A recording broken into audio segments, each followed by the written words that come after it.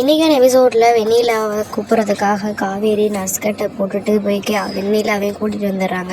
எனக்கு வேறு வழி தெரியலை வெண்ணிலா, இங்கே ஃபுல்லாக பசுபதி ஆளுங்களாக இருக்குது, விஜயை காப்பாற்றனா இது மட்டும்தான் ஒரே வழி, தயவு செஞ்சு என் கூட வா வெண்ணிலான்னு சொன்னோடனே சரி நான் வரேன் அப்படின்னு சொல்லிட்டு வெண்ணிலாவும் கிளம்பிடுறா. காவேரியோட கிளம்பும்போதே பசுபதியோட ஆளுங்க பார்த்துடுறாங்க.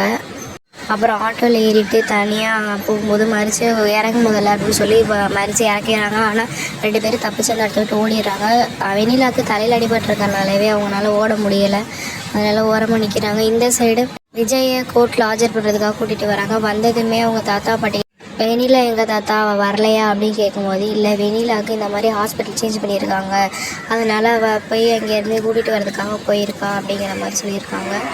கோர்ட்டில் பசுபதியோட அட்வொகேட் இது எல்லாமே பிளான் பண்ணி பண்ணது, இது எல்லாமே விஜய் தான் பண்ணியிருக்காங்க அப்படின்னு சொல்கிறாங்க. அப்போ விஜயோட அட்வொகேட் சொல்கிறாங்க, இந்த மாதிரி இந்த சம்பவம் நடக்கும்போது விஜய் அந்த இடத்துல இல்லை, இது எல்லாத்தையும் பசுபதி பண்ணிவிட்டு எங்கே நம்ம பண்ணால் எதுவும் ப்ராப்ளம் ஆயிருமோன்னு சொல்லிட்டு அந்த சிசிடிவியை காமிக்காமல் அவங்களே இது இவங்க தான் பண்ணியிருக்காங்க அப்படின்னு சொல்லி கம்ப்ளைண்ட் பண்ணி வெண்ணிலா அவங்களே கொல்ல ட்ரை பண்ணியிருக்காங்க அப்படின்னு சொல்கிறாங்க. வெண்ணிலோட மாமா நம்பிராஜன் ஒரு அப்பாவே தான், நான் இல்லைன்னு சொல்லலை, எங்கே அவரை வெளியில் விட்டு அவர் உண்மையெல்லாம் சொல்லிடுவாரோன்னு சொல்லிட்டு அவரை பசுபதி மறைச்சி வச்சுட்டு அவரும் அப்ஸ்காண்ட் ஆகிட்டார் அப்படின்னு விஜய் சொல்கிறாரு.